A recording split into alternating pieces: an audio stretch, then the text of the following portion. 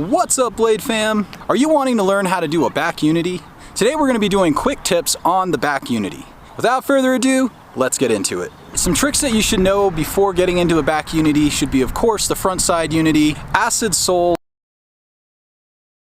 and top star grind.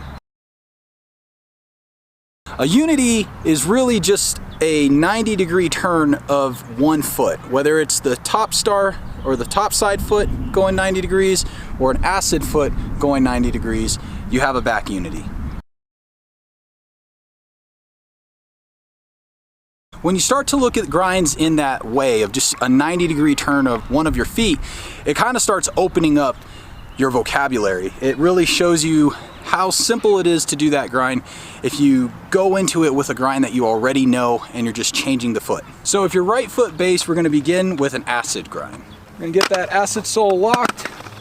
Now the difference in an acid sole and a unity, or something that really is that matters, is turning your hips. So when you're doing an acid sole, you're kind of facing forward. When you go into a unity, you should be more in this turn. You want to have a nice turn in your hips. It kind of opens up that trick a little bit better and ultimately makes it look better, in my opinion. So go ahead and hit a couple acid grinds. Just get consistent with that lock.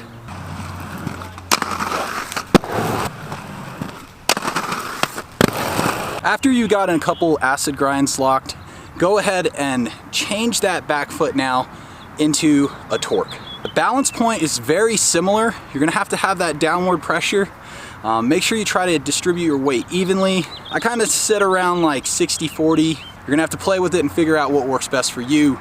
Keep your hands out, and remember when you lock this trick to turn your hips and get on that inside edge of your obstacle. That's gonna keep you safe from wheel bite on the top of the deck or anything like that.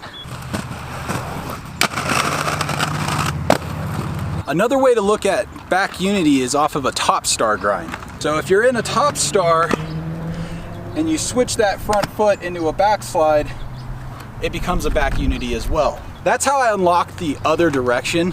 One way I think of it as an acid sole, coming back the other way, which would be my switch, I think of it as a top star. Let's go ahead and get a couple both ways.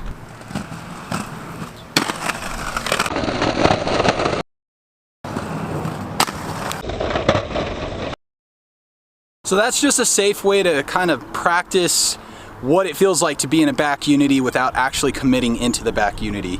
You just do a small budget, turn the foot, ride it out. Once you're comfortable, go ahead and commit. Pop up as if you're gonna either do the star grind or an acid sole, whichever one it is in your head. When you pop up above your obstacle, you're thinking that grind, and you're gonna switch on the way down. So you're popping up, and as you come down onto it, switch that foot over and get in that back unity. When you lock the trick, you're gonna want your hands to be out, and again, kind of twisting into the edge of the obstacle you're skating. If your hand is this way, you're gonna probably touch the back wheels and stick. It changes when you're doing this trick on a rail, of course. You're gonna have to figure out your balance point. I kind of distribute my weight like this, similar to the Savannah, opening up on the rail, and you're gonna have to dial in the balance points.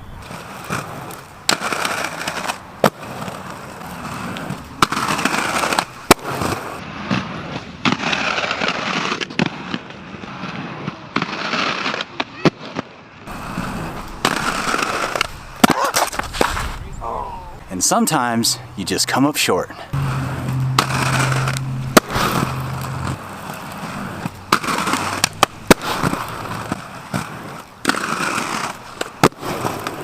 Alright guys, so that's going to put a close to today's trick tips on the back unity. Remember to have fun. This grind can be a little challenging on the balance points because your legs are crossed up. If you're just learning, of course, throw pads on. That'll make the experience a little less intimidating. Thanks again for all the love and support. If you haven't already, perhaps consider subscribing. This channel is all about aggressive inline skating, rollerblading, learning how to do wizard skating, really amateur wizard skating, but ultimately having fun. Thanks guys. Till next time, keep the blade alive. Aloha.